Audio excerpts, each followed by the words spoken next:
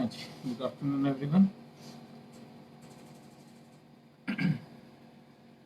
सो पहले ज्वाइन कर लो, फिर आपका स्टार्ट कर दें। इधर टॉपिक है जो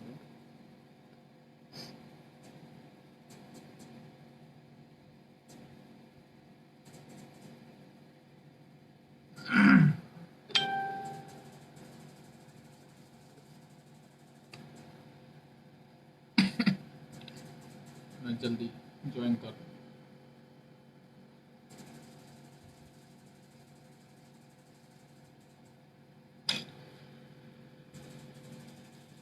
तो जी मेरी आवाज़ आ रही है क्लियर? तो कमेंट सेक्शन एक बार लिख दो कि आवाज़ क्लियर है, ताकि आप आगे कंटिन्यू कर सकें।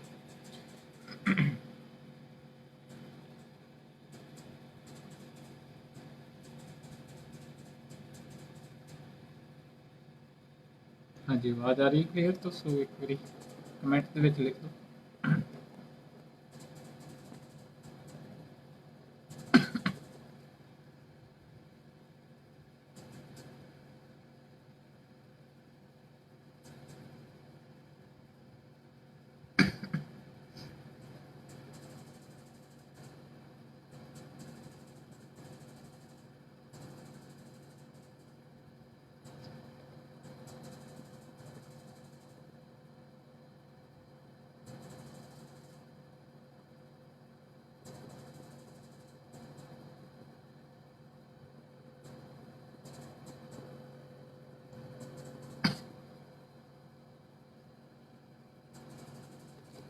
सो जो वॉइस क्लियर है तो प्लीज़ यस लिख दो पहले।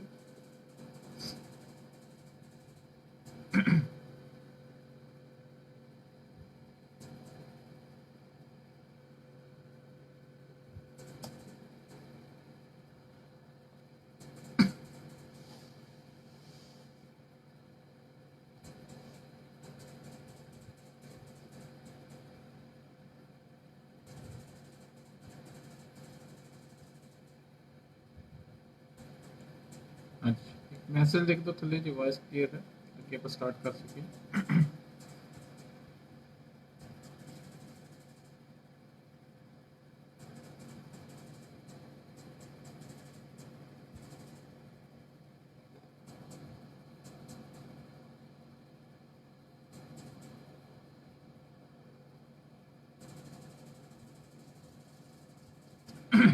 ओके, सो आज का अपना टॉपिक है जेड़ा दैट इज एपिडेमियोलॉजी।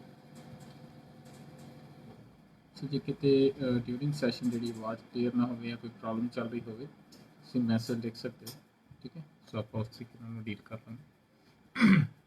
आज का जो टॉपिक है मैं उस दिन दसिया जो आप लास्ट सैशन लाइव होया कि एपिडेमियोलॉजी आप जो है इंपॉर्टेंट टॉपिक कम्यूनिटी के काउंट किया जाता, कम्यूनिटी हैल्थ नर्सिंग के। सो तो आप जो है स्टार्ट करा।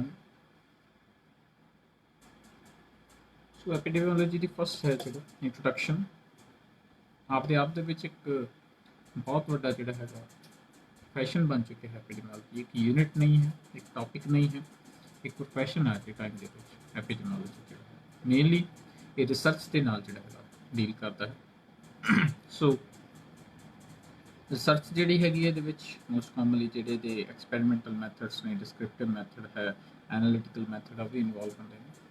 सो आप बाद डिस्कस करा, बट एक बहुत वाइड जोड़ा है सबजैक्ट कह लो, प्रोफैशन कह लो, ठीक है। सो अज के टाइम के एपिडेमियोलॉजी ने आपने अपना बहुत ज़्यादा जो वाइड कर लिया है। सो फर्स्ट ये इंट्रोडक्शन स्टार्ट करते हैं। बेसिक साइंस है प्रिवेंटिव एंड सोशल मेडिसिन, ठीक है। सो प्रिवेंटिव एंड सोशल का मीनिंग है जिन्हें भी अपने इशूज़ ने वो मेडिसिन से रिलेटेड ने, कोई कम्युनिकेबल डिजीज़ है, इधर नॉन कम्युनिकेबल डिजीज़ है। सो सारे के सारे जोड़े है वो ये इनकलूड होंगे, मोस्टली जोड़े है वो ये इनकलूड होंगे। सो एपिडेमियोलॉजी एक ऐसी ब्रांच है जिद किसी भी डिजीज़ का कॉज वह जोड़ा है अगे sign and symptoms, clinical manifestation, diagnosis, treatment, management, सारी चीज़ा जो आप कन्फर्म कर सकते हैं, फाइंड आउट कर सकते हैं, कन्फर्म कर सकते हैं। ये मैथड्स ने दूजा है ये टूल्स ऑफ मैजरमेंट जोड़े है या इंडीकेटर्स जोड़े होंगे ने एपिडेमियोलॉजी के होंगे ने ठीक है। सो ਇਹ ਕੀ ਕਰਦਾ ਆਪਾਂ ਨੂੰ ਬਹੁਤ ਸਾਰੇ ਡਿਜ਼ੀਜ਼ ਦੇ ਪ੍ਰੀਵੈਂਸ਼ਨ ਵਾਸਤੇ ਹੈਲਪ ਕਰਦਾ ਹੈ, ਉਹਨਾਂ ਦੇ ਟ੍ਰੀਟਮੈਂਟ ਵਾਸਤੇ ਹੈਲਪ ਕਰਦਾ। ਸੋ ਇਸੇ ਕਰਕੇ ਇਹਨੂੰ ਬੇਸਿਕਲੀ ਜਿਹੜੀ ਕਿ ਸਾਇੰਸ ਕਿਹਾ ਜਾਂਦਾ ਪ੍ਰੀਵੈਂਟਿਵ ਐਂਡ ਸੋਸ਼ਲ ਮੈਡੀਸਨ। ਸੋ ਇਹਦੇ ਵਿੱਚ ਹੋਰ ਕੀ ਹੈ, ਰਿਸਕ ਫੈਕਟਰ ਜਿਹੜੇ ਹੈਗੇ ਨੇ, ਸੋ ਕ੍ਰੋਨਿਕ ਡਿਜ਼ੀਜ਼ਸ ਤੇ, ਠੀਕ ਹੈ, ਉਹਨਾਂ ਨੂੰ ਜਿਹੜਾ ਫਾਈਂਡ ਆਊਟ ਕਰਨ ਦੇ ਵਿੱਚ ਹੈਲਪ ਕਰਦਾ ਹੈ। ਟ੍ਰੀਟਮੈਂਟ ਮੋਡਲਿਟੀਜ਼ ਨੇ ਜਿਹੜੀਆਂ, ਠੀਕ ਹੈ, ਉਹਨਾਂ ਨੂੰ ਜਿਹੜਾ ਹੈਗਾ ਵੈਲੂਏਟ ਕਰਨ ਦੇ ਵਿੱਚ ਹੈਲਪ ਕਰਦਾ ਹੈ। ਇਹਦੇ ਵਿੱਚ ਮੰਨ ਲਓ ਕੋਈ ਵੀ ਆਪਾਂ ਪ੍ਰੋਗਰਾਮ ਚਲਾ ਰਹੇ ਹਾਂ, ਠੀਕ ਹੈ, ਸੋ ਉਹਦੀ ਵੈਲੂਏਸ਼ਨ ਵੀ ਆਪਾਂ ਐਪੀਡੈਮੀਓਲੋਜੀ ਦੇ ਥਰੂ ਕਰ ਰਹੇ ਹਾਂ। ਫੋਰ ਐਗਜ਼ਾਮਪਲ ਕਿ ਪਹਿਲਾਂ ਕੇਸਿਸ ਜਿਹੜੇ ਹੈਗੇ ਕੋਈ ਵੀ ਆਪਾਂ ਹੈਲਥ ਪ੍ਰੋਗਰਾਮ ਨੇ, ਨੈਸ਼ਨਲ ਲੈਵਲ ਤੇ ਬਹੁਤ ਸਾਰੇ ਹੈਲਥ ਪ੍ਰੋਗਰਾਮ ਚੱਲਦੇ ਨੇ। ਸੋ ਟੂਲਸ ਆਫ ਮੈਜਰਮੈਂਟ ਆਫ ਜਿਹੜਾ ਐਪੀਡੈਮੀਓਲੋਜੀ ਆਪਾਂ ਯੂਜ਼ ਕਰਕੇ ਜਿਹੜਾ ਹੈ ਅੱਗੇ ਬਹੁਤ ਸਾਰੇ ਜਿਹੜੇ ਹੈਗੇ ਆ ਪ੍ਰੋਗਰਾਮਸ ਉਹਨਾਂ ਨੂੰ ਵੈਲੂਏਟ ਕਰ ਸਕਦੇ ਹਾਂ, ਠੀਕ ਹੈ। ਹੈਲਥ ਸਰਵਿਸਿਜ਼ ਨੂੰ ਆਪਾਂ ਵੈਲੂਏਟ ਕਰ ਸਕਦੇ ਹਾਂ ਤੇ ਇੰਡੀਕੇਟਰਸ ਦੇ ਥਰੂ। ਐਂਡ ਐਪੀਡੈਮੀਓਲੋਜੀ ਹੈ ਜਿਹੜੀ ਨਵੀਂ ਅੱਜ ਕੱਲ੍ਹ ਜਿਹੜੀਆਂ ਓਪਰਚੁਨਿਟੀਜ਼ ਨੇ ਉਹ ਪ੍ਰੋਵਾਈਡ ਕਰ ਰਿਹਾ ਹੈ ਐਪੀਡੈਮੀਓਲੋਜੀ ਹੈ, ਓਕੇ। ਸੋ ਇਹਦੇ ਵਿੱਚ ਕੀ ਹੈ, ਜਿਵੇਂ ਆਪਾਂ ਟ੍ਰੀਟਮੈਂਟ ਦਾ, ਆਪਾਂ ਡਿਜ਼ੀਜ਼ ਦਾ ਜਿਹੜਾ ਟ੍ਰੀਟਮੈਂਟ ਹੈ ਉਹ ਤਾਂ ਪਤਾ ਲਾ ਹੀ ਸਕਦੇ ਹਾਂ, ਪਲੈਨਿੰਗ ਵੀ ਕਰ ਸਕਦੇ ਹਾਂ ਆਪਾਂ ਸਰਵਿਸਿਜ਼ ਦੀ, ਐਂਡ ਇੰਪਰੂਵ ਕਰ ਸਕਦੇ ਹਾਂ ਇਫੈਕਟਿਵਨੈਸ ਹੈ ਜਿਹੜੀ, ਐਫੀਸ਼ੀਐਂਸੀ ਹੈ ਹੈਲਥ ਕੇਅਰ ਸਰਵਿਸਿਜ਼ ਦੀ, ਉਹ ਸਾਰੇ ਦੇ ਸਾਰੇ ਫੰਕਸ਼ਨਸ ਆਪਾਂ ਜਿਹੜੇ ਹੈਗੇ ਆ ਐਪੀਡੈਮੀਓਲੋਜੀ ਪਰਫਾਰਮ ਕਰਦੀ ਹੈ, ਠੀਕ ਹੈ। ਸੋ ਇਹ ਸੀ ਇੱਕ ਬਰੀਫ ਇੰਟਰੋਡਕਸ਼ਨ। ਦੂਜਾ, ਜੇ ਇਨ ਸ਼ਾਰਟ ਕਿਹਾ ਜਾਵੇ ਐਪੀਡੈਮੀਓਲੋਜੀ ਕੀ ਹੈ, ਜੇ ਮੰਨ ਲਓ ਅੱਜ ਆਪਾਂ ਨੂੰ ਪਤਾ ਹੈ ਕਿ ਟਿਊਬਰਕਲੋਸਿਸ ਕਾਹਦੇ ਨਾਲ ਹੁੰਦੀ ਹੈ, ਕੈਂਸਰ ਦਾ ਵੀ ਕੀ ਕਾਜ਼ ਆਪਾਂ ਨੂੰ ਬਹੁਤ ਸਾਰੇ ਕਾਜ਼ ਨੇ। ਸੋ ਉਹਦਾ ਦੇ ਵਿੱਚ ਆਪਾਂ ਨੂੰ ਪਤਾ ਹੈ ਵੀ ਆਹ ਵਾਲੇ ਕਾਜ਼ ਜਿਹੜੇ ਹੈਗੇ ਨੇ, ਠੀਕ ਹੈ, ਇਹਦੇ ਨਾਲ ਕੈਂਸਰ ਹੋ ਜਾਂਦਾ। HIV ਕਾਹਦੇ ਨਾਲ ਹੁੰਦਾ ਹੈ, HIV ਹੈ ਕੀ, ਠੀਕ ਹੈ। ਸੋ ਮੇਨਲੀ ਗੱਲ ਇਹ ਹੈ ਵੀ ਅਲੱਗ-ਅਲੱਗ ਡਿਜ਼ੀਜ਼ਸ ਜਿਹੜੀਆਂ ਹੈਗੀਆਂ ਨੇ, ਏਜੰਟ ਕੀ ਹੈ ਉਹਨਾਂ ਦਾ, sign symptom, treatment, clinical manifestation, ਅੱਜ ਜੇ ਆਪਾਂ ਨੂੰ ਪਤਾ ਹੈ ਤੇ ਇਹਦੇ ਵਿੱਚ ਐਪੀਡੈਮੀਓਲੋਜੀ ਦਾ ਬਹੁਤ ਵੱਡਾ ਰੋਲ ਹੈ, ਠੀਕ ਹੈ। ਸੋ ਜੇ ਆਪਣੇ ਕੋਲ ਡਾਟਾ ਵੀ ਅੱਜ ਅਵੇਲੇਬਲ ਹੈ, MMR ਕੀ ਹੁੰਦਾ ਹੈ, IMR ਕੀ ਹੁੰਦਾ ਹੈ, ਡੈਥ ਰੇਟ ਕੀ ਹੈ, ਬਰਥ ਰੇਟ ਕੀ ਹੈ, ਸੋ ਸਾਰੀਆਂ ਟਰਮੀਨੋਲੋਜੀਜ਼ ਜਿਹੜੀਆਂ ਹੈਗੀਆਂ ਨੇ ਐਪੀਡੈਮੀਓਲੋਜੀ ਦੇ ਨਾਲ ਜੁੜੀਆਂ ਹੋਈਆਂ ਨੇ, ਠੀਕ ਹੈ। ਸੋ ਇਹ ਐਪੀਡੈਮੀਓਲੋਜੀ ਹੀ ਹੈ ਜਿਹਨੇ ਆਪਾਂ ਨੂੰ ਅੱਜ ਮੈਡੀਕਲ ਸਾਇੰਸਿਸ ਦੇ ਵਿੱਚ ਨਵੀਆਂ ਜਿਹੜੀਆਂ ਡਿਜ਼ੀਜ਼ਸ ਹੈ ਉਹਨਾਂ ਬਾਰੇ ਪਤਾ ਲਾ ਰਹੇ ਹਾਂ। ਨਾਟ ਇਵਨ ਇਹ ਜਿਹੜੀਆਂ ਪ੍ਰੈਜ਼ੈਂਟ ਟਾਈਮ ਦੇ ਵਿੱਚ ਡਿਜ਼ੀਜ਼ਸ ਨੇ ਜਾਂ ਪਾਸਟ ਦੇ ਵਿੱਚ ਸੀਗੀਆਂ ਉਹਨਾਂ ਬਾਰੇ, ਅਜੇ ਫਿਊਚਰ 'ਚ ਆਉਣ ਵਾਲੀ ਡਿਜ਼ੀਜ਼ਸ ਬਾਰੇ ਵੀ ਆਪਾਂ ਨੂੰ ਜਿਹੜੇ ਐਪੀਡੈਮੀਓਲੋਜੀ ਹੈ ਉਹ ਹੈਲਪ ਕਰਦੀ ਹੈ, ਠੀਕ ਹੈ। ਨੈਕਸਟ ਇਹਦੇ ਵਿੱਚ ਆ ਜਾਂਦਾ ਹੈ ਡੈਫੀਨੇਸ਼ਨ। ਸੋ ਕੁਛ ਇੱਕ ਡੈਫੀਨੇਸ਼ਨਸ ਨੇ, ਚਾਹੋ ਤਾਂ ਨੋਟ ਵੀ ਕਰ ਸਕਦੇ ਹੋ, ਐਕਸਪਲੇਨ ਕਰ ਦੇਗਾ ਨਾਲ ਇੱਕ ਲਾਈਨ ਹੈ, ਹਾਰਡਲੀ ਇੱਕ ਜਾਂ ਦੋ ਲਾਈਨਸ ਨੇ। ਸੋ ਮੈਂ ਨਾਲ ਬੋਲ ਜਾਵਾਂਗਾ, ਤੁਸੀਂ ਚਾਹੋ ਤਾਂ ਨੋਟ ਵੀ ਕਰ ਸਕਦੇ ਹੋ, ਬੁੱਕਸ ਤੁਹਾਨੂੰ ਮਿਲ ਜਾਣਗੀਆਂ। ਫਸਟ ਜਿਹੜੀ ਡੈਫੀਨੇਸ਼ਨ ਹੈ, one of the most important is according to John M. Last, okay. So ਉਹਨਾਂ ਦੁਆਰਾ 1988 ਦੇ ਵਿੱਚ ਇੱਕ ਡੈਫੀਨੇਸ਼ਨ ਦਿੱਤੀ ਗਈ ਸੀ, and the definition was the study of epidemiology is the study of distribution and determinants of the health related states and events in population and the application of this study to the control of health problems, ठीक है। देखो simple जी एक definition है, the meaning की है epidemiology कादी study है, distribution, ਕਿਹੜੀ disease ਕਿਹੜੇ ਏਰੀਆ ਦੇ ਵਿੱਚ ਕਿੱਥੇ ਸਪਰੈਡ ਆਊਟ ਹੈ, ਕਿਉਂ ਹੈ, ਇੱਕ ਤਾਂ ਇਹਦਾ ਪਤਾ ਲਾਉਂਦੀ ਹੈ। ਦੂਜਾ ਹੈ ਡਿਟਰਮੀਨੈਂਟਸ ਆਫ ਹੈਲਥ। ਡਿਟਰਮੀਨੈਂਟਸ ਮੈਂ ਉਸ ਦਿਨ ਤੁਹਾਨੂੰ ਦੱਸੇ ਸੀ ਕਿ ਕਿਹੜੇ ਹੁੰਦੇ ਨੇ, ਲਾਈਫ ਸਟਾਈਲ ਹੈ, ਹਿਊਮਨ ਬਾਇਓਲੋਜੀ ਹੈ, ਉਹ ਸਾਰੇ ਨੇ ਆਪਾਂ ਲਾਸਟ ਲੈਕਚਰ ਦੇ ਵਿੱਚ ਉਸ ਤੋਂ ਪਹਿਲਾਂ ਕੀਤੇ ਸੀਗੇ। ਸੋ ਇਹਨਾਂ ਦੋਵਾਂ ਬਾਰੇ ਪਤਾ ਲਾਉਂਦੀ ਹੈ। ਰਿਸਕ ਫੈਕਟਰਸ ਕੀ ਨੇ, ਕਾਜ਼ ਕੀ ਹੈ ਕਿਸੇ ਡਿਜ਼ੀਜ਼ ਦਾ, ਤੇ ਉਹ ਕਿਹੜੇ ਏਰੀਆ ਦੇ ਵਿੱਚ ਕਿਸ ਤਰੀਕੇ ਨਾਲ ਡਿਸਟ੍ਰੀਬਿਊਟਡ ਨੇ, ਇਹਦੇ ਬਾਰੇ ਪਤਾ ਲਾਉਂਦੀ ਹੈ। ਕਿਹੜੀ ਪਾਪੂਲੇਸ਼ਨ ਨੂੰ ਉਹ ਡਿਜ਼ੀਜ਼ ਇਫੈਕਟ ਕਰਦੀ ਹੈ ਉਹਦੇ ਬਾਰੇ ਪਾਪੂਲੇਸ਼ਨ ਆਉਂਦੀ ਹੈ, ਤੇ ਜਿਹੜਾ ਉਹਦਾ ਕਾਜ਼ ਹੈ ਉਹਨੂੰ ਉਹਦੇ ਟ੍ਰੀਟਮੈਂਟ ਦੇ ਵਿੱਚ ਕਿਵੇਂ ਬਦਲਣਾ ਹੈ। ਫੋਰ ਐਗਜ਼ਾਮਪਲ ਮੰਨ ਲਓ ਕਿਸੇ ਵੀ ਜਿਵੇਂ ਵਾਟਰ ਬੋਰਨ ਡਿਜ਼ੀਜ਼ਸ ਨੇ, ਜੇ ਆਪਾਂ ਵਾਟਰ ਨੂੰ ਜਿਹੜਾ ਹੈਗਾ ਆਪਾਂ ਇਹ ਕਹਿ ਦਈਏ ਕਿ ਉਹਨੂੰ ਆਪਾਂ ਗੰਦਾ ਹੀ ਨਾ ਹੁੰਦੀ ਹੈ, ਪੋਲਿਊਟ ਹੀ ਨਾ ਹੁੰਦੀ ਹੈ, ਤਾਂ ਆਪਾਂ ਬਹੁਤ ਸਾਰੇ ਵਾਟਰ ਬੋਰਨ ਡਿਜ਼ੀਜ਼ ਤੋਂ ਬਚ ਸਕਦੇ ਹਾਂ। ਦੈਟ ਮੀਨਸ ਇਹ ਹੋਇਆ ਕਿ ਜੇ ਆਪਾਂ ਕਾਜ਼ ਨੂੰ ਹੀ ਰੋਕ ਦਿੱਤਾ ਤੇ ਪ੍ਰੀਵੈਂਸ਼ਨ ਆਪਣੇ ਆਪ ਹੀ ਹੋ ਜਾਏਗੀ। ਸੋ ਇਹੀ ਡੈਫੀਨੇਸ਼ਨ, ਇਸ ਡੈਫੀਨੇਸ਼ਨ ਦਾ ਮੀਨਿੰਗ ਹੈ ਕਿ ਸਾਰੇ ਜਿਹੜੇ ਕਾਜ਼ਸ ਹੈਗੇ ਆ, ਆਪਾਂ ਇਹਨੂੰ ਐਪੀਡੈਮੀਓਲੋਜੀ ਉਹਨਾਂ ਬਾਰੇ ਦੱਸਦੀ ਹੈ, ਉਹਨਾਂ ਨੂੰ ਹੀ ਯੂਜ਼ ਕਰਕੇ ਆਪਾਂ ਨੂੰ ਕਿ ਕੰਟਰੋਲ ਕਿਸ ਤਰੀਕੇ ਨਾਲ ਕਰਨੀ ਹੈ ਹੈਲਥ ਪ੍ਰੋਬਲਮਸ, ਉਹਨਾਂ ਬਾਰੇ ਵੀ ਦੱਸਦੀ ਹੈ। So that is the definition of epidemiology, first definition according to John M. Last. Second is according to WHO, World Health Organization 1981 ਦੇ ਵਿੱਚ ਦਿੱਤੀ ਹੋਈ ਡੈਫੀਨੇਸ਼ਨ ਹੈ, ਆਲਮੋਸਟ ਰਿਲੇਟ ਕਰਦੀ ਹੋਈ ਡੈਫੀਨੇਸ਼ਨ ਹੈ ਐਪੀਡੈਮੀਓਲੋਜੀ ਦੇ ਨਾਲ।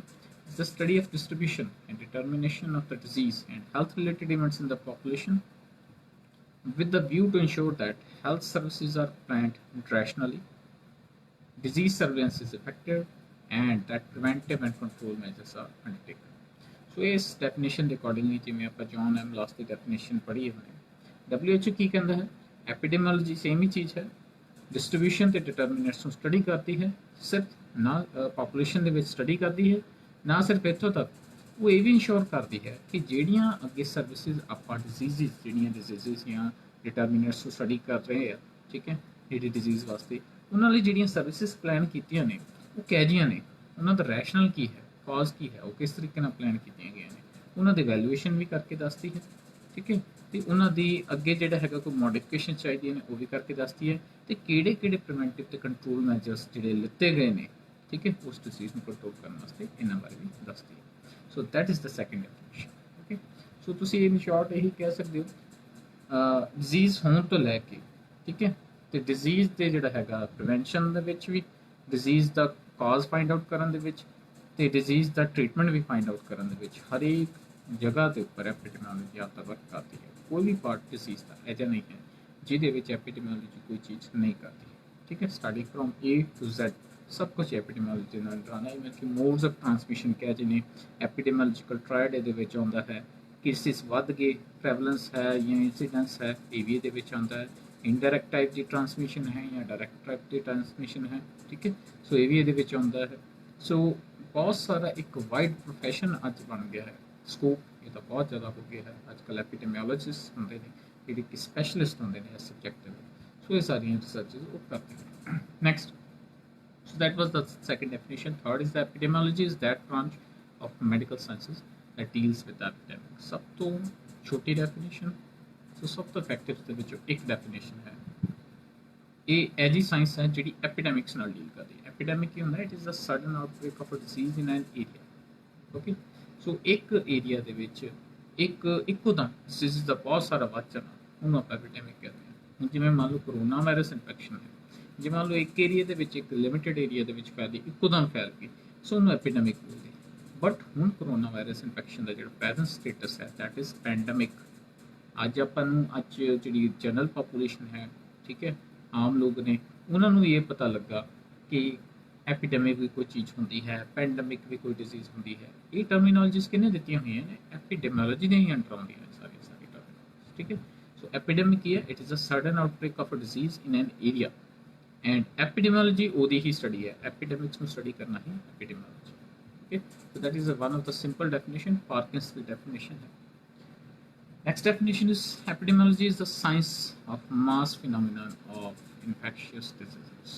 So ये definition पुरानी है, frost की definition है।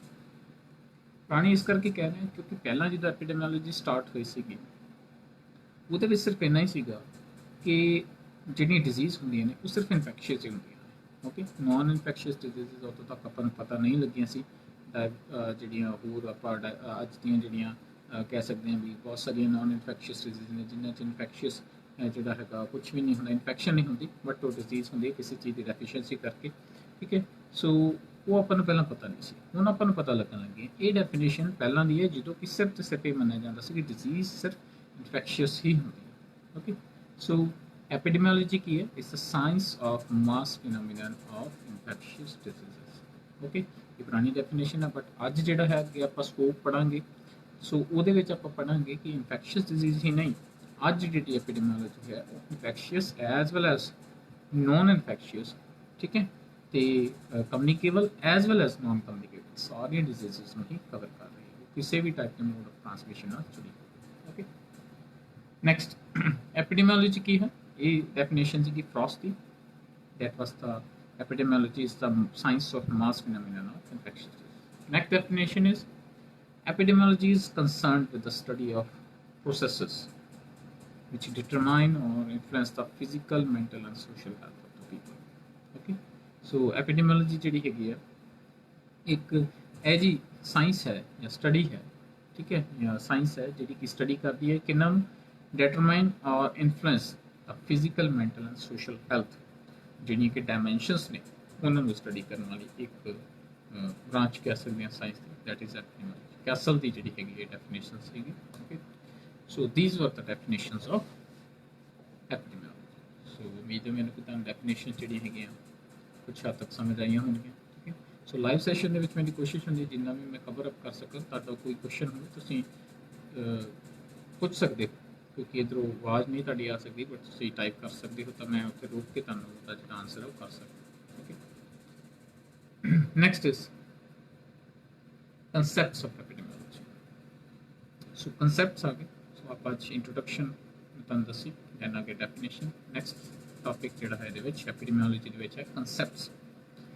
So concepts ਕੀ ਨੇ ਅੱਜ ਦੇ ਜਿਹੜੇ concept ਨੇ ਠੀਕ ਹੈ ਜਾਂ ਪਹਿਲਾਂ ਦੇ ਚੱਲਦੇ ਆ ਰਹੇ ਨੇ epidemiology ਚ ਕੀ ਹੈ ਆਪਾਂ ਇਹਦੇ ਵਿੱਚ concepts ਕੀ ਮਤਲਬ ਸ਼ੁਰੂ ਦੇ ਵਿੱਚ epidemiology ਕੀ ਬਲੀਵ ਕਰਦੀ ਸੀ ਤੇ ਅੱਜ ਦੀ epidemiology ਕੀ ਬਲੀਵ ਕਰਦੀ ਹੈ ਸੋ ਇਹਦੇ ਵਿੱਚ ਹੈ ਸੋ ਪਹਿਲਾਂ ਦੇ ਜਿਹੜੇ ਕਨਸੈਪਟ ਸੀਗੇ ਵਨ ਆਫ ਦਾ ਅਰਲੀਐਸਟ ਕਨਸੈਪਟਸ ਠੀਕ ਹੈ ਪਲੈਟੋ ਐਂਡ ਰੋਸੀਓ ਠੀਕ ਹੈ ਉਹਨਾਂ ਦੇ ਵੱਲੋਂ ਜਿਵੇਂ ਸਭ ਤੋਂ ਪਹਿਲਾਂ ਜਿਹੜੇ ਐਪੀਡੈਮੀਓਲੋਜਿਸਟ ਆਪਾਂ ਕਾਊਂਟ ਕਰ ਸਕਦੇ ਹਾਂ ਡਿਸਕਵਰਰ ਸੀਗੇ ਰਿਸਰਚਰਸ ਸੀਗੇ ਡਿਜ਼ੀਜ਼ ਨੂੰ ਫਾਈਂਡ ਆਊਟ ਕਰ ਰਹੇ ਸੀ ਜਿਹੜੇ ਠੀਕ ਹੈ ਸੋ ਉਹਨਾਂ ਦਾ ਮੰਨਣਾ ਇਹ ਸੀਗਾ ਕਿ ਡਿਜ਼ੀਜ਼ ਜਿਹੜੀ ਹੈ ਸਿਰਫ ਤੇ ਸਿਰਫ ਕੀ ਹੈ ਹਿਊਮਨ ਲਗਜ਼ਰੀ ਉਹਦਾ ਜਿਹੜਾ ਹੈਗਾ ਰਿਜ਼ਲਟ ਹੁੰਦਾ ਹੈ ਮਤਲਬ ਤੁਹਾਡੀ ਲਾਈਫ ਦੇ ਵਿੱਚ ਤੁਸੀਂ ਜਿੰਨੇ ਕੁ ਲਗਜ਼ਰੀਅਸ ਲਾਈਫ ਜਿਹੜੀ ਹੈਗੇ ਜੀਂਦੇ ਹੋ ਠੀਕ ਹੈ ਉਹਨੇ ਤੁਹਾਨੂੰ ਜਿਹੜੀ ਡਿਜ਼ੀਜ਼ ਉਹ ਹੋ ਜਾਂਦੇ ਹੋਣ ਦੇ ਚਾਂਸਸ ਜਿਹੜੇ ਜ਼ਿਆਦਾ ਹੁੰਦੇ ਤੇ ਇਹ ਗੱਲ ਠੀਕ ਵੀ ਹੈ ਦੇਖੋ ਅੱਜ ਦੇ ਵਿੱਚ ਟਾਈਮ ਦੇ ਵਿੱਚ ਵੀ ਹੈ ਇਹ ਕਨਸੈਪਟ ਅੱਜ ਵੀ ਲੱਗਦਾ ਹੈ ਮੰਨ ਲਓ ਅੱਜ ਕੱਲ੍ਹ ਆਪਾਂ ਮਾਡਰਨਾਈਜ਼ ਹੋ ਗਏ ਹਰੇਕ ਪਰਸਨ ਜਿਹੜਾ ਹੈਗਾ ਆਪਾਂ ਜਿਹੜੇ ਹੈਗੇ ਆ ਵਹੀਕਲਸ ਆ ਗਏ ਨੇ ਕਮਿਊਨੀਕੇਸ਼ਨ ਦੇ ਸਿਸਟਮ ਵੱਧ ਗਏ ਨੇ ਟੈਕਨੋਲੋਜੀ ਹੋ ਗਈ ਹੈ ਠੀਕ ਹੈ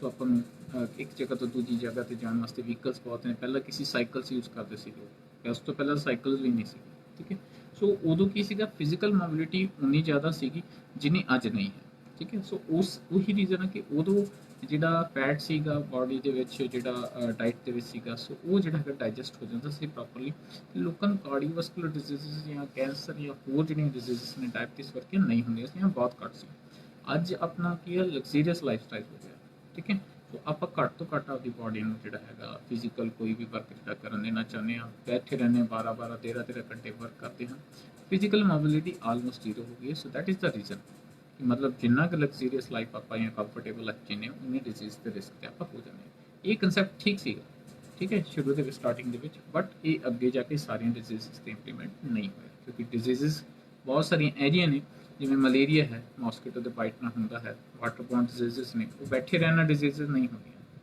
ਠੀਕ ਹੈ ਸੋ ਇਹ ਕਨਸੈਪਟ ਠੀਕ ਸੀਗਾ ਬਟ ਇਹ ਲਿਮਿਟਡ ਸੀਗਾ ਅਪ ਟੂ ਸਮ ਡਿਜ਼ੀਜ਼ਸ ਠੀਕ ਹੈ ਸੋ ਇੱਥੋਂ ਜਿਹੜਾ ਸਟਾਰਟਿੰਗ ਇੱਕ ਮੰਨਿਆ ਜਾਂਦਾ ਹੋਇਆ ਉਸ ਤੋਂ ਬਾਅਦ Greek physician Hippocrates father of ਐਪੀਡੈਮੀਓਲੋਜੀ ਜਿਨ੍ਹਾਂ ਨੂੰ ਕਾਊਂਟ ਕੀਤਾ ਜਾਂਦਾ ਹੈ ਫਾਈਨ ਕਰਦੇ ਹਾਂ ਡੈਜ਼ਿਗਨੇਟ ਕਰਦੇ ਹਾਂ ਠੀਕ ਹੈ ਉਹਨਾਂ ਨੇ ਐਗਜ਼ਾਮਿਨ ਕੀਤਾ ਰਿਲੇਸ਼ਨਸ਼ਿਪ ਕਾਹਦੇ ਵਿੱਚ ਡਿਜ਼ੀਜ਼ ਦੇ ਵਿੱਚ environmental influences and coined the term endemic and epidemic so he was the person Hippocrates ठीक है जिन्होंने स्टार्ट किया रिलेशनशिप कादे विच फाइंड आउट किया disease they which and environment जिहड़ा हैगा उन्हां दे आपस दे विच कोई रिलेशन हैगा ठीक है कि मतलब भी पर्सन नूं जिहड़ी हैगी है डिजीज तां हुंदी है ਉਹਦਾ ਲੈਣਾ ਦੇਣਾ ਜਿਹੜਾ ਹੈਗਾ ਜਾਂ ਲਿੰਕ ਜਿਹੜਾ ਹੈ ਜਾਂ ਰਿਲੇਸ਼ਨਸ਼ਿਪ ਹੈ ਉਹ ਐਪੀਡੈਮੀਓਲੋਜੀ ਨਾਲ ਜਿਹੜਾ এনवायरनमेंट ਦੇ ਨਾਲ ਹੈਗਾ ਮਤਲਬ ਜਿਹੜੇ ਮੰਨ ਲਓ ਪੋਲਿਊਟਡ এনवायरनमेंट ਦੇ ਵਿੱਚ ਆਪਾਂ ਰਵਾਂਗੇ ਤੇ ਆਪਾਂ ਡਿਜ਼ੀਜ਼ ਹੋ ਸਕਦੀ ਹੈ ਕਨਸੈਪਟ ਇਹ ਵੀ ਠੀਕ ਸੀਗਾ ਮੰਨ ਲਓ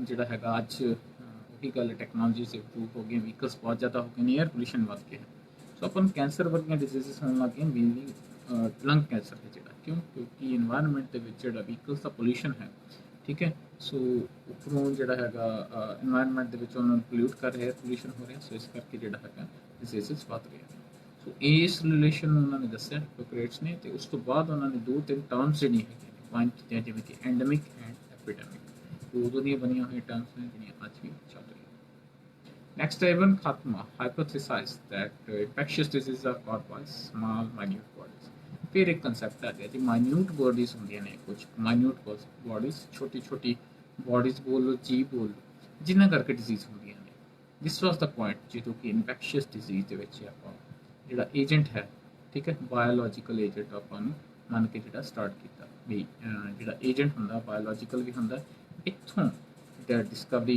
ਇਸ ਟਾਈਮ ਪੀਰੀਅਡ ਦੇ ਵਿੱਚ ਐਪੀਡੈਮੀਓਲੋਜੀ ਦੇ ਵਿੱਚ ਆ ਗਿਆ ਸੀਗਾ ਮਾਈਕਰੋ ਬਾਇਓਲੋਜੀ ਇਨਕਲੂਡ ਹੋ ਜਾਂਦੀ ਹੈ ਠੀਕ ਹੈ ਸੋ ਮਾਈਕਰੋ ਆਰਗੈਨਿਜ਼ਮ ਦੀ ਗੱਲ ਜਿਹੜੀ ਹੈਗੀ ਇੱਥੇ ਕੀਤੀ ਗਈ ਸੋ ਮਾਈਨਿਊਟ ਬਾਡੀ ਨੂੰ ਵਿੱਚ ਐਂਟਰ ਕਰਦੀਆਂ ਤੇ ਡਿਜ਼ੀਜ਼ ਕਾਜ਼ ਕਰਦੀਆਂ ਇਹ ਸਾਰੇ ਕਨਸੈਪਟਸ ਨੇ ਐਪੀਡੈਮੀਓਲੋਜੀ ਠੀਕ ਹੈ ਨੈਕਸਟ ਡਾਕਟਰ ਜੋਨਸ ਨੂੰ ਉਹਨਾਂ ਨੇ ਕੋਲਰਾ ਜਿਹੜਾ ਹੈਗਾ ਉਹਦੇ ਉੱਪਰ ਰਿਸਰਚ ਕੀਤੀ that was also a part of epidemiology ਠੀਕ ਹੈ ਸੋ ਉਹਨਾਂ ਨੇ ਵੀ ਜਿਹੜਾ ਹੈਗਾ ਇਹਨੂੰ ਮੰਨਿਆ ਜਾਂਦਾ ਹੈ ਕਿ ਸੋਹੋ ਡਿਸਟ੍ਰਿਕਟ ਦੇ ਵਿੱਚ ਜਿਹੜਾ ਉਹਨਾਂ ਨੇ ਕੀਤਾ।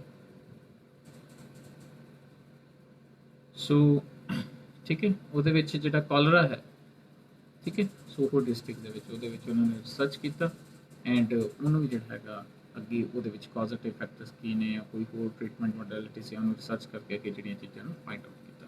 ਸੋ ਇਹਨੂੰ ਵੀ ਇੱਕ ਹਿਸਟਰੀ ਜਿਹੜੀ ਹੈਗੀ ਐਪੀਡੈਮੀਓਲੋਜੀ ਦੇ ਵਿੱਚ, ਠੀਕ ਹੈ, ਉਹਦੇ ਵਿੱਚ ਵੀ ਜਿਹੜਾ ਹੈਗਾ ਇਹਨੂੰ ਇੱਕ ਫਾਊਂਡਿੰਗ ਇਵੈਂਟ ਜਿਹੜਾ ਕੰਮ ਕੀਤਾ ਜਾਂਦਾ।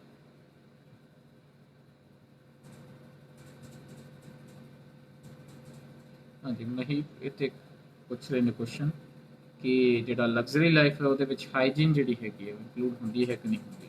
ਠੀਕ ਹੈ, ਦੇਖੋ ਹਾਈਜੀਨ ਤਾਂ ਵੈਸੇ ਵੀ ਇੱਕ ਬੇਸਿਕ ਆਸਪੈਕਟ ਹੈ। ਜੇ ਹਾਈਜੀਨ ਆਪਾਂ ਬਾਡੀ ਦੀ ਮੇਨਟੇਨ ਕਰਕੇ ਨਹੀਂ ਰੱਖਾਂਗੇ, ਠੀਕ ਹੈ, ਸੋ ਉਹ ਜਿਹੜਾ ਹੈਗਾ ਡਿਜ਼ੀਜ਼ ਤਾਂ ਕਾਜ਼ ਕਰੇਗਾ, ਬਟ ਲਗਜ਼ਰੀ ਲਾਈਫ ਦੇ ਵਿੱਚ ਹਾਈਜੀਨ ਨਹੀਂ ਆਉਂਦਾ। ਹਾਈਜੀਨ ਦਾ ਮਤਲਬ ਬਾਡੀ ਦੀ ਸਾਫ ਸਫਾਈ। ਬਟ ਜੇ ਤੁਸੀਂ ਲਗਜ਼ਰੀਅਸ ਲਾਈਫ ਰੱਖੋਗੇ, ਉਹ ਗੱਲ ਇਹ ਹੀ ਹੈ, ਮੇਲ ਨਹੀਂ ਹੈ, ਮੋਸਟਲੀ ਜਿਹੜੇ ਲਗਜ਼ਰੀਅਸ ਲਾਈਫ 'ਚ ਰਹਿੰਦੇ ਆ ਹਾਈਜੀਨ ਮੇਨਟੇਨ ਕਰਕੇ ਰੱਖਦੇ ਆ। ਬਟ ਜਿਹੜਾ ਹੈਗਾ ਇੱਥੇ ਆਪਾਂ ਗੱਲ ਕਰ ਰਹੇ ਹਾਂ ਲਗਜ਼ਰੀਅਸ ਲਾਈਫ ਦੀ, ਕਿੰਨਾ ਕੁ ਆਪਣੇ ਆਪ ਨੂੰ ਕੰਫਰਟੇਬਲ ਆ।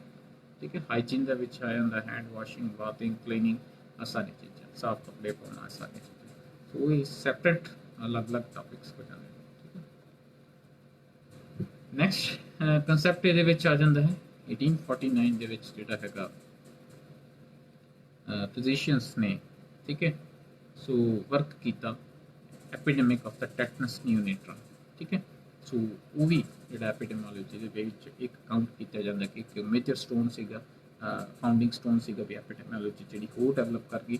ਜੋਸਫ ਲਿਸਟਰ ਡਿਸਕਵਰਡ ਐਂਟੀਸੈਪਟਿਕਸ ਇਨ 1865। ਸੋ 1865 ਦੇ ਨੀਅਰ ਅਬਾਊਟ ਜਦੋਂ ਐਂਟੀਸੈਪਟਿਕਸ ਡਿਸਕਵਰ ਕੀਤੇ ਗਏ, ਉਹ ਜਿਹੜੇ ਅੱਜ ਵੀ ਯੂਜ਼ ਹੋ ਰਹੇ ਆ, ਆਪਾਂ ਹਸਪੀਟਲਸ ਦੇ ਵਿੱਚ ਯੂਜ਼ ਕਰਦੇ ਹਾਂ, ਘਰ ਦੇ ਵਿੱਚ ਜਿਹੜੇ ਹੈਗੇ ਯੂਜ਼ ਕਰਦੇ ਹਾਂ। ਸੋ ਉਦੋਂ ਦੇ ਸਟਾਰਟ ਹੋਏ, ਈਵਨ ਕਿ ਐਂਟੀਸੈਪਟਿਕਸ ਵੀ ਇਹਦੇ ਥਰੂ ਹੀ ਡਿਸਕਵਰ ਹੋਏ ਨੇ, ਕਿਉਂਕਿ ਜਦੋਂ ਪ੍ਰੋਬਲਮ ਜਿਹੜੀ ਨਿਕਲ ਕੇ ਆਉਂਦੀ ਹੈ, ਜਿਹਨੂੰ ਆਪਾਂ ਸਟੱਡੀ ਕਰਨਾ, ਉਸ ਤੋਂ ਬਾਅਦ ਇਹਦਾ ਸੋਲੂਸ਼ਨ ਨਿਕਲਦਾ ਹੈ। ਠੀਕ ਹੈ, ਸੋ ਡਿਜ਼ੀਜ਼ਸ ਸੀਗੀਆਂ, ਸੋ ਡਿਜ਼ੀਜ਼ਸ ਜਿਹੜੇ ਹੈਗੇ ਆ ਏਜੰਟਸ ਨੂੰ ਕਿਲ ਕਰਨ ਵਾਸਤੇ ਐਂਟੀਸੈਪਟਿਕਸ ਜਿਹੜੇ ਹੈਗੇ ਅੱਗੇ ਡਿਸਕਵਰ ਕੀਤੇ ਗਏ। ਠੀਕ ਹੈ, ਸੋ ਇਸ ਟਾਈਮ ਤੱਕ ਆ ਕੇ ਸਿਰਫ ਤੇ ਸਿਰਫ ਇਨਫੈਕਸ਼ੀਅਸ ਡਿਜ਼ੀਜ਼ ਜਿਹੜੀ ਹੈਗੀ ਆ ਉੱਥੋਂ ਤੱਕ ਐਪੀਡੈਮੋਲੋਜੀ ਲਿਮਿਟ ਕਰਦੀ ਸੀ ਕਿ ਨਾਨ ਇਨਫੈਕਸ਼ੀਅਸ ਡਿਜ਼ੀਜ਼ਸ ਨੂੰ ਉਦੋਂ ਤੱਕ ਆਪਾਂ ਨਹੀਂ ਮੰਨਦੇ ਸੀ ਕਿ ਵੀ ਕੋਈ ਐਗਜ਼ਿਸਟ ਕਰਦੀਆਂ, ਜਾਂ ਮਤਲਬ ਵੀ ਉਹਨਾਂ ਨੂੰ ਇੰਨੀ ਪ੍ਰਾਇੋਰਟੀ ਨਹੀਂ ਦਿੱਤੀ ਜਾਂਦੀ ਸੀ। ਠੀਕ ਹੈ, ਜ਼ਿਆਦਾ ਖਤਰਨਾਕ ਹੁੰਦੀਆਂ ਜਾਂਦੀਆਂ ਨੇ as compare to the non infectious. ਠੀਕ ਹੈ, ਸੋ ਇਸ ਟਾਈਮ ਤੱਕ ਸਿਰਫ ਜਿਹੜਾ ਹੈਗਾ ਕਨਸੈਪਟ ਸੀਗਾ ਐਪੀਡੈਮੋਲੋਜੀ ਦਾ, ਉਹ ਸਿਰਫ ਤੇ ਸਿਰਫ ਇਨਫੈਕਸ਼ੀਅਸ ਡਿਜ਼ੀਜ਼ ਦੇ ਉੱਪਰ ਹੀ ਬੇਸ ਸੀਗਾ। ਠੀਕ ਹੈ, ਸੋ ਨੈਕਸਟ ਇਸ ਤੋਂ ਅੱਗੇ ਕੀ ਹੈ, ਕਨਸੈਪਟ ਕਿੱਥੋਂ ਸਟਾਰਟ ਹੋਇਆ। ਠੀਕ ਹੈ, ਕਿ ਐਪੀਡੈਮੋਲੋਜੀ ਨੇ ਸਿਰਫ ਇਨਫੈਕਸ਼ੀਅਸ ਨਹੀਂ, ਉਸ ਤੋਂ ਬਾਅਦ ਜਿਹੜਾ ਹੈਗਾ ਨਾਨ ਇਨਫੈਕਸ਼ੀਅਸ ਡਿਜ਼ੀਜ਼ਸ ਨੂੰ ਇਨਕਲੂਡ ਕਰਨਾ ਸਟਾਰਟ ਕਰ ਦਿੱਤਾ। ਕਿ ਅੱਜ ਦੀ ਜਿਹੜੀ ਐਪੀਡੈਮੋਲੋਜੀ ਹੈ ਉਹਦੇ ਵਿੱਚ ਜਿਹੜਾ ਹੈਗਾ ਨਾਨ ਇਨਫੈਕਸ਼ੀਅਸ ਡਿਜ਼ੀਜ਼ਸ ਵੀ ਨਾਲ ਜਿਹੜੀਆਂ ਹੈਗੀਆਂ ਨੇ ਇਨਕਲੂਡ ਹੁੰਦੀਆਂ। ਠੀਕ ਹੈ, ਸੋ ਨੈਕਸਟ ਇਹਦੇ ਵਿੱਚ ਕਨਸੈਪਟ ਸੀਗਾ 20th ਸੈਂਚੁਰੀ ਦੇ ਵਿੱਚ ਫਿਰ ਜਿਹੜੀ ਹੈਗੀ ਹੈ ਸਟਾਰਟ ਹੋਈ ਜਿਹੜੀ ਐਪੀਡੈਮੋਲੋਜੀ ਹੈ। ਮਤਲਬ ਹੁਣ ਜਿਹੜਾ ਟਾਈਮ ਪੀਰੀਅਡ ਆਪਣੇ ਨੇੜੇ ਤੇੜੇ ਆਪਾਂ ਕਹਿ ਸਕਦੇ ਹਾਂ, ਜਿਹਦੇ ਵਿੱਚ ਮੈਥਮੈਟੀਕਲ ਮੈਥਡਸ ਯੂਜ਼ ਕੀਤੇ ਗਏ। ਠੀਕ ਹੈ, ਨਵੇਂ ਫਾਰਮੂਲਾਜ਼, ਅੱਜ ਆਪਾਂ ਨੂੰ ਪਤਾ ਆਪਾਂ ਬਰਥ ਰੇਟ ਕਿਸ ਤਰੀਕੇ ਨਾਲ ਕੈਲਕੂਲੇਟ ਕਰਨਾ ਹੈ, ਕਰੂਡ ਬਰਥ ਰੇਟ ਕਿਸ ਤਰੀਕੇ ਨਾਲ ਕੈਲਕੂਲੇਟ ਕਰਨਾ ਹੈ। ਠੀਕ ਹੈ, MMR maternal mortality rate, morbidity rate, ਠੀਕ ਹੈ, ਕੇਸ ਜਿਹੜਾ ਹੈਗਾ ਸਰਵਾਈਵਲ ਰੇਟ ਜਿਹੜਾ ਹੈਗਾ, ਠੀਕ ਹੈ, ਉਹ ਆਪਾਂ ਫਾਈਂਡ ਆਊਟ ਕਰਦੇ ਹਾਂ ਜਾਂ ਇਵੈਲੂਏਟ ਕਰਦੇ ਹਾਂ। ਸੋ ਆਪਾਂ ਟੂਲਸ ਆਫ ਮੈਜਰਮੈਂਟ ਬਣਾ ਲਿੱਤੇ ਨੇ, ਐਕਸਪੈਰੀਮੈਂਟਲ ਮੈਥਡ ਹੈ, ਡਿਸਕ੍ਰਿਪਟਿਵ ਐਨਾਲਿਟੀਕਲ ਮੈਥਡਸ ਬਣਾ ਲਿੱਤੇ ਨੇ। ਸੋ ਇਹ ਸਾਰੇ 20th ਸੈਂਚੁਰੀ ਦੇ ਵਿੱਚ ਆਪਾਂ ਜਿਹੜੀ ਐਪੀਡੈਮੋਲੋਜੀ ਉਹਨੇ ਆਪਾਂ ਨੂੰ ਦੱਸੇ ਨੇ। ਅੱਜ ਆਪਾਂ ਜਿਹੜੇ ਹੈਗੇ ਐਪੀਡੈਮੋਲੋਜੀ ਜਿਹੜੇ ਹੈਗੇ ਨੇ, ਠੀਕ ਹੈ, ਉਹਨਾਂ ਨੇ ਅੱਗੇ ਜਾ ਕੇ ਜਿਹੜਾ ਹੈਗਾ ਅੱਜ ਬਹੁਤ ਆਪਾਂ ਜਿਹੜੀ ਹੈਗੀ ਹੈ ਇੰਪਰੂਵਮੈਂਟ ਐਪੀਡੈਮੋਲੋਜੀ ਦੇ ਵਿੱਚ ਹੋ ਗਈ ਹੈ 20th ਸੈਂਚੁਰੀ ਦੇ ਵਿੱਚ ਵੀ। ਠੀਕ ਹੈ, ਅੱਜ ਜਿਹੜਾ ਹੈਗਾ ਐਪੀਡੈਮੋਲੋਜੀ ਉਹਦੇ ਵਿੱਚ ਅਲੱਗ-ਅਲੱਗ ਬ੍ਰਾਂਚਿਸ ਬਣ ਚੁੱਕੀਆਂ ਨੇ, ਅਲੱਗ-ਅਲੱਗ ਸਬਜੈਕਟਸ ਨੇ। ਪਹਿਲਾਂ ਐਪੀਡੈਮੋਲੋਜੀ ਬਹੁਤ ਛੋਟੇ ਸਟੈਪ ਤੋਂ ਸਟਾਰਟ ਹੋਇਆ, ਬਟ ਅੱਜ ਜਿਹੜਾ ਹੈਗਾ ਅਲੱਗ-ਅਲੱਗ ਸੈਪਰੇਟ ਜਿਹੜੀਆਂ ਹੈਗੀਆਂ ਏਰੀਆਜ਼ ਬਣ ਚੁੱਕੇ ਨੇ ਐਪੀਡੈਮੋਲੋਜੀ 'ਚ। ਜਿਵੇਂ ਕਿ ਕਾਰਡੀਓਵਾਸਕੂਲਰ ਐਪੀਡੈਮੋਲੋਜੀ ਹੈ, ਸਿਰਫ ਤੇ ਸਿਰਫ ਕਾਰਡੀਓਵਾਸਕੂਲਰ ਡਿਜ਼ੀਜ਼ਸ ਨੂੰ ਇਨਕਲੂਡ ਕਰਦੀ ਹੈ। ਕੈਂਸਰ ਐਪੀਡੈਮੋਲੋਜੀ ਹੈ, that only deals with the cancers. ਠੀਕ ਹੈ, ਅਲੱਗ-ਅਲੱਗ ਟਾਈਪ ਦੇ ਕੈਂਸਰਸ ਨੇ। ਠੀਕ ਹੈ, ਬ੍ਰੈਸਟ ਕੈਂਸਰ ਹੈ, ਸਰਵਾਈਕਲ ਕੈਂਸਰ ਹੈ, ਠੀਕ ਹੈ, ਸੋ ਲੰਗ ਕੈਂਸਰ ਹੈ, ਓਰਲ ਕੈਂਸਰ ਹੈ ਐਂਡ ਆਲ ਦੈਟ। ਠੀਕ ਹੈ, ਨਿਊਰੋ ਐਪੀਡੈਮੋਲੋਜੀ ਹੈਗੀ ਹੈ, ਜਿਹੜਾ ਨਰਵਸ ਸਿਸਟਮ ਦੇ ਨਾਲ ਲਿੰਕ ਕਰਦੀ। ਠੀਕ ਹੈ, ਸੋ ਇੱਥੋਂ ਤੱਕ ਜਿਹੜਾ ਹੈਗਾ ਏਰੀਆ ਨੂੰ ਬਹੁਤ ਵਾਈਡ ਜਿਹੜਾ ਹੈਗਾ ਕਰ ਲਿੱਤਾ ਹੈ। ਠੀਕ ਹੈ, ਐਪੀਡੈਮੋਲੋਜੀ ਬਹੁਤ ਆਪਦੇ ਆਪ ਦੇ ਵਿੱਚ ਜਿਹੜੀ ਹੈਗੀ ਹੈ ਉਹਨੇ ਆਪਦੇ ਆਪ ਨੂੰ ਡਿਵੈਲਪ ਕਰ ਲਿਆ ਹੈ। ਅੱਜ ਕੱਲ੍ਹ ਕੀ ਹੈ, ਮਾਸਟਰਸ ਜਿੰਨੀਆਂ ਡਿਗਰੀਜ਼ ਨੇ, ਠੀਕ ਹੈ, ਉਹਦੇ ਵਿੱਚ ਜਿਹੜੇ ਐਪੀਡੈਮੀਓਲੋਜੀ ਨੂੰ ਸਟੱਡੀ ਕਰਵਾਇਆ ਜਾਂਦਾ। ਬੈਚਲਰ ਡਿਗਰੀ ਦੇ ਵਿੱਚ ਸਟੱਡੀ ਕਰਵਾਇਆ ਜਾਂਦਾ। ਸਪੈਸ਼ਲਿਸਟ ਨੇ ਅੱਜ ਆਪਣੇ ਕੋਲ ਜਿਹੜੇ ਐਪੀਡੈਮੀਓਲੋਜਿਸਟ ਹੈਗੇ ਨੇ, ਠੀਕ ਹੈ। ਸੋ ਐਪੀਡੈਮੀਓਲੋਜੀ ਦੇ ਬੇਸ ਹੋ ਕੇ ਅਲੱਗ-ਅਲੱਗ ਜਿਹੜੀਆਂ ਰਿਸਰਚਸ ਨੇ ਉਹ ਹੁੰਦੀਆਂ ਨੇ, ਠੀਕ ਹੈ। ਸੋ ਐਪੀਡੈਮੀਓਲੋਜੀ ਦੇ ਇੱਕ ਹੋਰ ਇੰਪੋਰਟੈਂਟ ਪੁਆਇੰਟ, ਇੱਕ ਟਰਮ ਹੈਗੀ ਹੈ, ਉਸ ਤੋਂ ਬਾਅਦ ਆਪਾਂ ਕੰਸੈਪਟ ਜਿਹੜੇ ਆਪਣੇ ਖਤਮ ਹੋ ਜਾਣਗੇ, ਨੈਕਸਟ ਏਮਸ ਆ ਜਾਣਗੇ। ਸੋ ਐਪੀਡੈਮੀਓਲੋਜੀ ਦੇ ਵਿੱਚ ਕੀ ਹੈ, ਇੱਕ ਵਰਡ ਆਉਂਦਾ ਐਪੀਡੈਮੀਓਲੋਜੀਕਲ ਟ੍ਰਾਇਡ, ठीक है, बहुत इंपॉर्टेंट है। बड़ी बारी एक्सटर्नल एग्जामिनर ਜਿਹੜੇ ਹੈਗੇ ਨੇ ਉਹ ਪੁੱਛ ਲੈਂਦੇ ਨੇ ਐਪੀਡੈਮੀਓਲੋਜੀਕਲ ਟ੍ਰਾਇਡ ਕੀ ਹੈ। ਸੋ ਤਿੰਨ ਚੀਜ਼ਾਂ ਆਉਂਦੀਆਂ ਨੇ ਐਪੀਡੈਮੀਓਲੋਜੀਕਲ ਟ੍ਰਾਇਡ ਦੇ ਵਿੱਚ। ਮਤਲਬ ਐਪੀਡੈਮੀਓਲੋਜੀ ਦਾ ਇਹ ਬੇਸਿਕ ਕਨਸੈਪਟ ਆਪਾਂ ਕਹਿ ਸਕਦੇ ਹਾਂ। ਇਹਦੇ ਵਿੱਚ ਐਪੀਡੈਮੀਓਲੋਜੀ ਮੰਨਦੀ ਕਿ ਤਿੰਨ ਚੀਜ਼ਾਂ ਹੁੰਦੀਆਂ ਨੇ, agent, host and environment. Okay, so ਇਹਨਾਂ ਤਿੰਨਾਂ ਚੀਜ਼ਾਂ ਦੇ ਇਕੁਇਲਿਬਰੀਅਮ ਔਰ ਡਿਸਇਕੁਇਲਿਬਰੀਅਮ ਨਾਲ ਡਿਜ਼ੀਜ਼ ਹੋ ਜਾਂਦੀ ਹੈ। ਕਿਸ ਤਰੀਕੇ ਨਾਲ? ਜੇ ਏਜੰਟ ਸਟਰੋਂਗ ਹੋਵੇ, ਹੋਸਟ ਵੀਕ ਹੋਵੇ, ठीक है, या ससेप्टेबल हो गए एंड एनवायरमेंट फेवरेबल हो गए तो डिजीज हो जाएगी। Okay, but J agent strong है तो एनवायरमेंट फेवरेबल नहीं है, होस्ट जिहड़ा हैगा वो स्ट्रॉन्ग ज़्यादा है, सो डिजीज नहीं होएगी। ओके, हैगियां तीन ही चीज़ां ने, तीन ही कंपोनेंट्स ने, बट इन्हां ते डिपेंड करता है भी इन्हां दी कंडीशन की है। ठीक है, होस्ट वीक होवे, एजेंट स्ट्रॉन्ग होवे एंड एनवायरमेंट फेवरेबल, डिजीज हो जाएगी। ठीक है, एजेंट स्ट्रॉन्ग होवे बट होस्ट जिहड़ा ਉਹਦੀ ਇਮਿਊਨਿਟੀ ਉਸ ਤੋਂ ਵੀ ਜ਼ਿਆਦਾ ਸਟਰੋਂਗ ਹੋਵੇ ਏਜੰਟ ਤੋਂ, ਤੇ এনवायरमेंट ਫੇਵरेबल ਨਾ ਹੋਵੇ, ਡਿਜ਼ੀਜ਼ ਨਹੀਂ ਹੋਏਗੀ। Okay, so there are certain conditions ਕਿ ਡਿਜ਼ੀਜ਼ ਹੋਏਗੀ ਜਾਂ ਨਹੀਂ ਹੋਏਗੀ। ਸੋ ਇਹੀ ਰੀਜ਼ਨ ਹੈ ਵੀ ਕਈ ਵਾਰੀ ਕੀ ਹੁੰਦਾ, ਦੋ ਸੇਮ ਕਰੈਕਟਰਿਸਟਿਕਸ ਦੇ ਪਰਸਨ ਹੁੰਦੇ ਨੇ, ਠੀਕ ਹੈ, ਇੱਕ ਨੂੰ ਤਾਂ ਡਿਜ਼ੀਜ਼ ਹੋ ਜਾਂਦੀ ਹੈ ਤੇ ਦੂਜੇ ਨੂੰ ਨਹੀਂ ਹੁੰਦੀ। ਸੋ ਚੀਜ਼ਾਂ ਸਾਰੀਆਂ ਜਿਹੜੀਆਂ ਹੈਗੀਆਂ ਨੇ ਇਹਦੇ ਥਰੂ ਹੀ ਚੱਲਦੀਆਂ ਨੇ। ਠੀਕ ਹੈ, ਸੋ ਏਜੰਟ, ਹੋਸਟ ਐਂਡ এনवायरमेंट ਜਿਹੜਾ ਹੈ ਇਹੀ ਅੱਗੇ ਡਿਸਾਈਡ ਕਰਦਾ ਕਿ ਇੱਕ ਪਰਸਨ ਨੂੰ ਡਿਜ਼ੀਜ਼ ਜਿਹੜੀ ਹੋਏਗੀ ਜਾਂ ਨਹੀਂ ਹੋਏਗੀ। So in बोलते हैं epidemiological trial. So these were the concepts of epidemiology. So third ਜਿਹੜਾ ਅੱਜ ਦਾ ਆਪਣਾ ਟੌਪਿਕ ਹੈ, that is aims of epidemiology. aims ਜਿਹੜੇ ਹੈਗੇ ਕੀ ਨੇ epidemiology ਦੇ? So epidemiology ਕਾਹਦੇ ਤੇ ਟਾਰਗੇਟ ਕਰਨਾ ਚਾਹੁੰਦੀ ਹੈ ਜਾਂ ਟਾਰਗੇਟ ਕਰਦੀ ਹੈ? ਫਸਟ ਪੁਆਇੰਟ ਇਹਦਾ ਹੈ, ਸਟੱਡੀ ਕਰਦੀ ਹੈ ਫ੍ਰੀਕੁਐਂਸੀ ਤੇ ਡਿਸਟ੍ਰੀਬਿਊਸ਼ਨ, ਜਿਹੜੀ ਕਿ ਆਪਾਂ ਡੈਫੀਨੇਸ਼ਨ ਦੇ ਵਿੱਚ ਵੀ ਮੈਂ ਹੁਣੇ ਤੁਹਾਨੂੰ ਐਕਸਪਲੇਨ ਕੀਤਾ ਸੀਗਾ। It studies the frequency and distribution of health related problems in community at large। ਜਿਹੜੀਆਂ health related problems ਨੇ, ਕਿਸੇ ਵੀ ਟਾਈਪ ਦੀ ਕੋਈ ਪ੍ਰੋਬਲਮ ਹੈ, ਡਿਜ਼ੀਜ਼ ਹੈ ਜਾਂ health related ਇਵੈਂਟ ਹੈ, ਉਹਨਾਂ ਨੂੰ ਸਟੱਡੀ ਕਰਦੀ ਹੈ। ਠੀਕ ਹੈ, ਸੋ ਨੈਕਸਟ ਜਿਹੜਾ ਹੈਗਾ ਆਈਡੈਂਟੀਫਿਕੇਸ਼ਨ ਆਫ ਦ ਡਿਟਰਮੀਨੈਂਟਸ। ਜੇ ਇੱਕ ਏਰੀਆ ਦੇ ਵਿੱਚ ਡਿਜ਼ੀਜ਼ ਹੈਗੀ ਹੈ, ਪ੍ਰੋਬਲਮਸ ਹੈਗੀਆਂ ਨੇ, ਉਹਨਾਂ ਦਾ ਕਾਜ਼ ਕੀ ਹੈ, ਉਹਨਾਂ ਨੂੰ ਫਾਈਂਡ ਆਊਟ ਕਰਨਾ ਕੰਮ ਹੈ ਐਪੀਡੈਮੀਓਲੋਜੀ ਦਾ ਏਮ। ਓਕੇ, ਥਰਡ ਇਜ਼ ਜਦੋਂ ਪਤਾ ਲੱਗ ਜਾਂਦਾ ਵੀ ਕਾਜ਼ ਕੀ ਹੈ, ਕਿਹੜੇ ਕਿਹੜੇ ਏਰੀਆ 'ਚ ਕਿਸ ਤਰੀਕੇ ਨਾਲ ਡਿਸਟ੍ਰੀਬਿਊਟ ਹੈ, ਫਿਰ ਆਪਾਂ ਨੂੰ ਸਰਵਿਸਿਜ਼ ਬਣਾਉਣ ਦੀ ਲੋੜ ਪੈਂਦੀ ਹੈ। ਐਪੀਡੈਮੀਓਲੋਜੀ ਨਾ ਸਿਰਫ ਆਪਾਂ ਨੂੰ ਪਤਾ ਕਰਕੇ ਦੱਸਦੀ ਹੈ ਕਾਜ਼ ਕੀ ਹੈ ਜਾਂ ਕਿੱਥੇ ਕਿੱਥੇ ਡਿਸਟ੍ਰੀਬਿਊਟਡ ਹੈ, ਕਿ ਕੇਸ ਕਿਹੜਾ ਕਿੱਥੇ ਹੈ, ਇਹ ਸਰਵਿਸਿਜ਼ ਪਲਾਨ ਕਰਨ ਦੇ ਵਿੱਚ ਵੀ ਏਮ ਇਹਦਾ ਹੈਗਾ ਵੀ ਇਹ ਆਪਾਂ ਨੂੰ ਸਰਵਿਸਿਜ਼ ਵੀ ਪਲਾਨ ਕਰਕੇ ਦੱਸਦੀ ਹੈ। ਓਕੇ, ਨੈਕਸਟ ਜਿਹੜਾ ਹੈ evaluating the effectiveness of the programs to provide the feedback। okay, so services ਜਦੋਂ ਆਪਾਂ ਪਲਾਨ ਕਰਦੇ ਹਾਂ, ਇੰਪਲੀਮੈਂਟ ਕਰਨ ਦੇ ਵਿੱਚ ਵੀ ਹੈਲਪ ਕਰਦੀ ਹੈ, ਤੇ ਲਾਸਟ ਦੇ ਵਿੱਚ ਐਵੈਲੂਏਸ਼ਨ ਜਿਹੜੀ ਹੈ ਉਹ ਵੀ ਐਪੀਡੈਮੀਓਲੋਜੀ ਕਰਕੇ ਦੱਸਦੀ ਹੈ ਕਿ ਜਿਹੜਾ ਆਪਾਂ ਅਸੈਸਮੈਂਟ ਕੀਤਾ ਸੀਗਾ, ਕੇਸਿਸ ਜਿਹੜੇ ਆਪਾਂ ਲੱਭੇ ਸੀਗੇ, ਉਹਨਾਂ ਦਾ ਕਾਜ਼ ਲੱਭਿਆ ਸੀ ਕਿ ਆਪਾਂ ਸਹੀ ਲੱਭਿਆ ਹੈ, ਜਿਹੜੀ ਆਪਾਂ ਸਰਵਿਸਿਜ਼ ਬਣਾਈਆਂ ਕਿ ਉਹ ਸਹੀ ਬਣਾਈਆਂ ਗਈਆਂ ਨੇ, ਤੇ ਐਂਡ ਦੇ ਵਿੱਚ ਜਿਹੜਾ ਹੈਗਾ ਉਹਨਾਂ ਦੀ ਵੈਲੂਏਸ਼ਨ ਕਰਕੇ ਦੱਸਦੀ ਹੈ। ਤੇ ਜੇ ਉਹ ਰਿਜ਼ਲਟ ਜਿਹੜਾ ਹੈਗਾ ਸਹੀ ਆ ਰਿਹਾ, that means it's okay, otherwise we have to modify our plan or the services. Okay, ਸੋ ਇਸੇ ਪੁਆਇੰਟ ਦੇ ਨਾਲ बड़े सारे जो हेल्थ प्रोग्राम्स ने, फॉर एग्जांपल RCH प्रोग्राम है, revise national tuberculosis control programme है, and national mental health programme, cancer control programme, बहुत सारे प्रोग्राम्स ने। ठीक है, ICCW IM NCI है जो चलते हैं बहुत सारे, सो उन्होंने वैल्यूएट कर सकते हैं। केसिस प्रोग्राम स्टार्ट होने तो पहला पता कर लो, कि प्रोग्राम जो है इंटरमीडिएट डेट पता कर लो, खत्म तो बहुत घट आप करते हैं। ठीक है, सो जे अपने केसिस जो है डे बाय डे डिक्रीज हो रहे हैं या एक स्पैसिफिक टाइम पीरियड डिक्रीज हो रहे हैं, that means our services are effective. तो कि थ्रू पता लगता है, इंडीकेटर्स आप यूज़ करते हैं। ठीक है, मॉर्बिडिटी के, मोर्टैलिटी के, तो एपीडेमियोलॉजी के अंडर ही आते हैं, तो वही अपन दसते हैं कि अपना जो प्रोग्राम सक्सैसफुल है या नहीं। Okay, so these were the aims of epidemiology. Next आ गया uses of epidemiology. So uses जोड़े है समवट रिलेट करते हैं एपीडेमियोलॉजी के जोड़े है एम्स के। फर्स्ट पॉइंट है वही है सेम, अकरेंस ते डिस्ट्रीब्यूशन स्टडी करना। सैकेंड भी सेम है, डिटरमिनेंट्स ऑफ द डिजीज जोड़े होंगे, कॉजेस जोड़े है उन्होंने आइडेंटिफाई करने। ਅੱਜ ਦੇਖੋ ਕਰੋਨਾ ਵਾਇਰਸ ਇਨਫੈਕਸ਼ਨ ਆਪਾਂ ਨੂੰ ਨਹੀਂ ਪਤਾ ਸੀਗਾ, ਕੋਈ ਕਿਸੇ ਨੇ ਕਦੀ ਨਾਮ ਵੀ ਨਹੀਂ ਸੁਣਿਆ ਸੀਗਾ।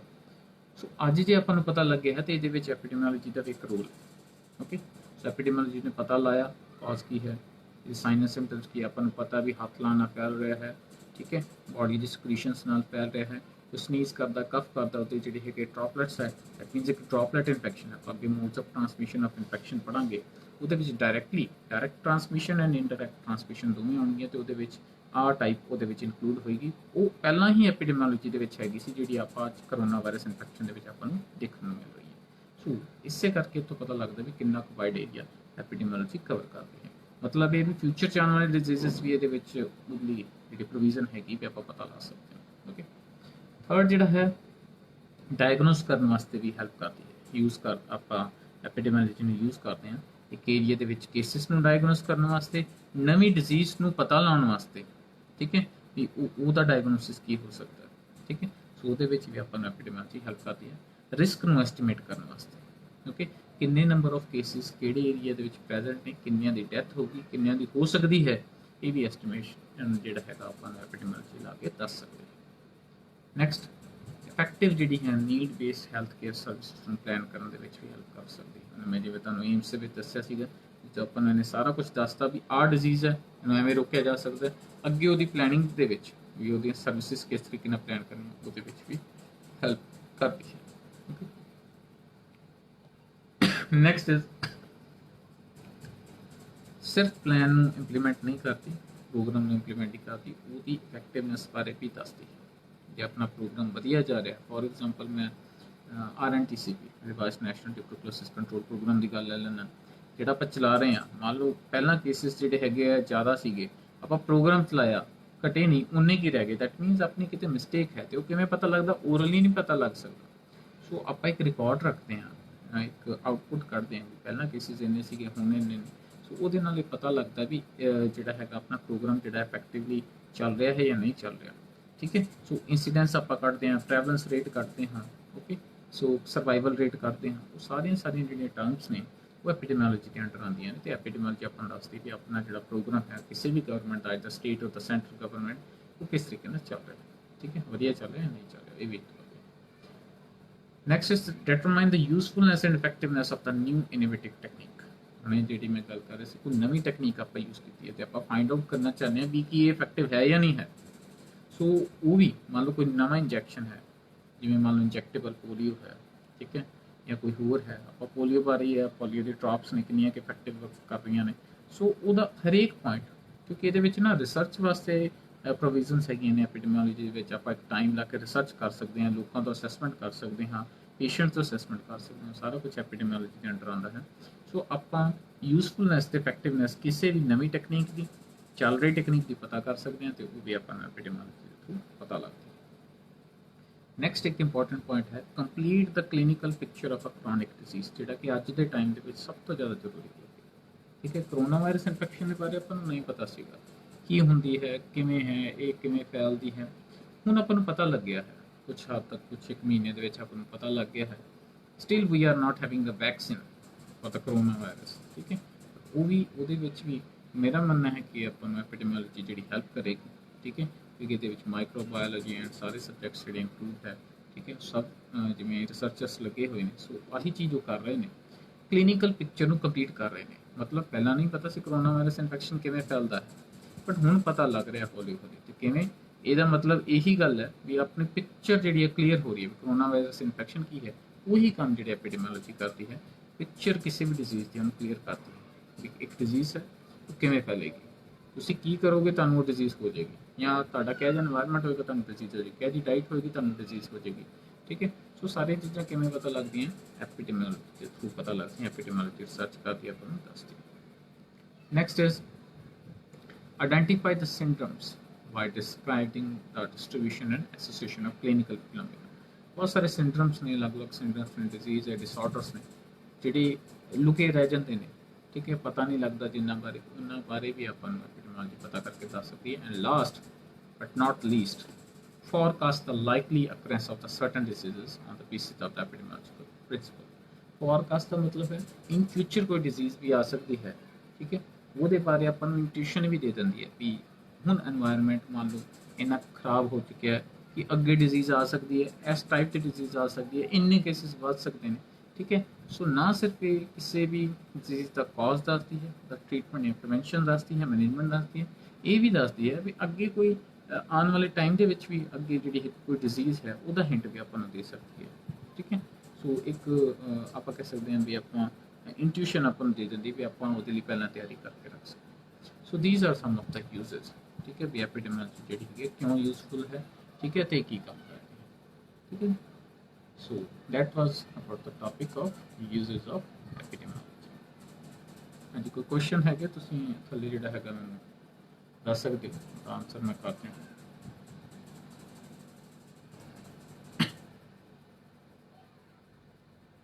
ਹਾਂਜੀ, ਸੋ ਅੱਜ ਆਪਾਂ ਟੌਪਿਕ ਕੀਤਾ ਹੈ introduction of the epidemiology, definition and uses, concepts ਜਿਹੜੇ ਹੈਗੇ ਨੇ ਤੇ aims। ਸੋ ਆ ਜਿਹੜਾ ਹੈਗਾ ਬੇਸਿਕ ਇੰਟਰੋਡਕਸ਼ਨ ਸੀਗੀ ਸਾਰੀ ਤੁਹਾਨੂੰ ਦੱਸਣ ਵਾਸਤੇ ਵੀ ਐਪੀਡੈਮੀਓਲੋਜੀ ਕੀ ਹੈ।